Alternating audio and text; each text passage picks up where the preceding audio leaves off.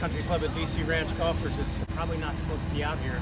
I wanted to show you some good stuff with Hank being the videographer this morning. You can see as Hank pans through all this, putting the footings in, expanding the existing golf shop the way it was, and then you can see that it goes out to the west with more of these little stakes. I don't really know what they do.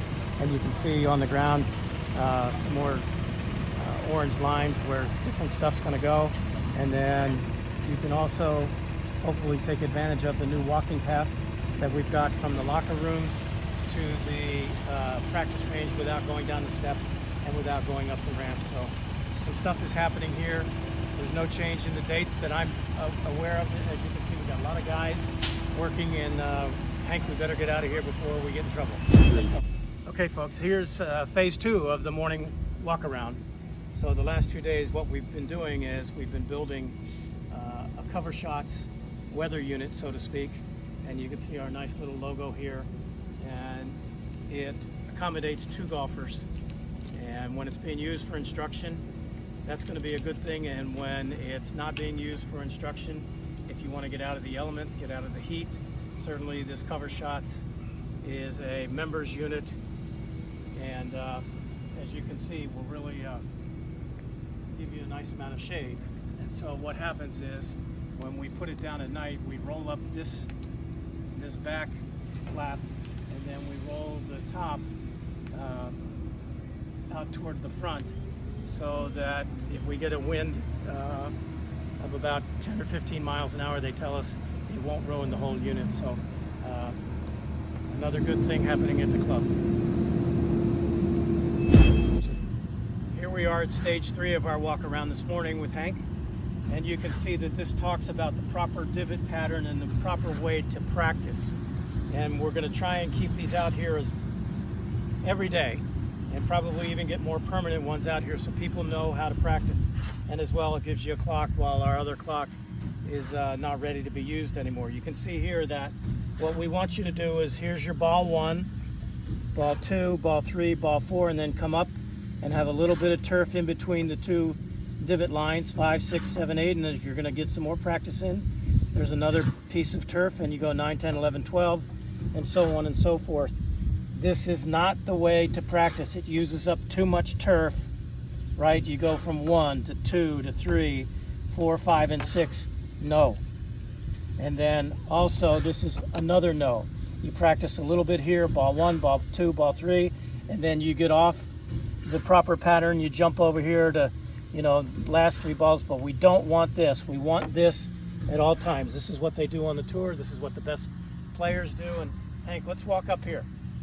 Let's come on up to real life here and show people what is an appropriate way to practice. So let's come on over here, and you can see that it probably was a good player. So there's some turf in between the divot lines, so the turf will grow together, and we'll put sand and seed in here at some point. We just don't want big globs of turf taken out. This is fair to pour, and this doesn't have enough separation with a line of turf in between, so we want rows of practice so the grass can grow in between. So there's a proper way to practice, and we hope everybody takes a lot of pride in the fact that you do know how to practice, and it works, and the grass grows in between where the divots are, and everybody follows the rules. So here I am with Hank, walking up and down the range looking for proper practicing patterns, and this is completely unacceptable. This is no good whatsoever. So rather than have this knit together on its own, we're going to have to completely resod this out. So please be careful and cognizant of your proper practicing performances. That was a tongue twister. And this is not going to get us where we need to go. So any help we can give you, let us know. We'd be glad to do it with you. Okay folks, here we are on our trek. We think it's more fun to show you what's happening and talk to you as well. So let's talk about overseeding.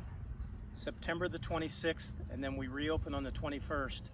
And if you're planning on playing, you probably want to go on 4 tees as soon as you can, because both the morning waves of 1 and 10 starts and the afternoon waves 1 and 10 are quickly filling up. We are not doing shotguns this year because because of not only the construction going on, but it's better flow, it's better for the cart distributions, etc., etc. So please go on 4Ts and don't waste too much time, because we're of limited space. As you know, we can only get so many people out. I bet you're wondering where I'm standing now, and I'm not going to tell you. But what I can tell you is that as we are closed on the south end, when we start to overseed, we are going to open up the north end of the range for practice. I believe it's from 7 a.m. to no later than 5 p.m. And then the short game also, that will not be overseeded until the south end comes up, and that area will be open for your short game practice.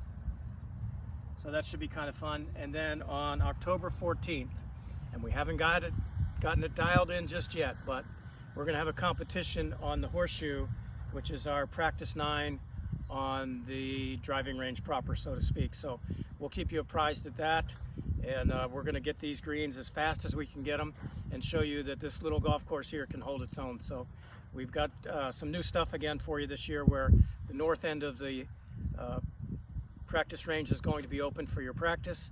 The short game is going to be open. The Horseshoe on select days, we'll have competitions out here.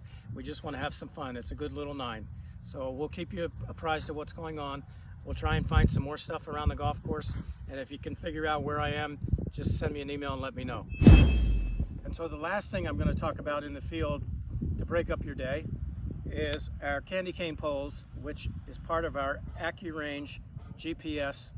On all of these poles, you can get the app, and it'll tell you from north to south and south to north what your distances are from wherever you are on the range.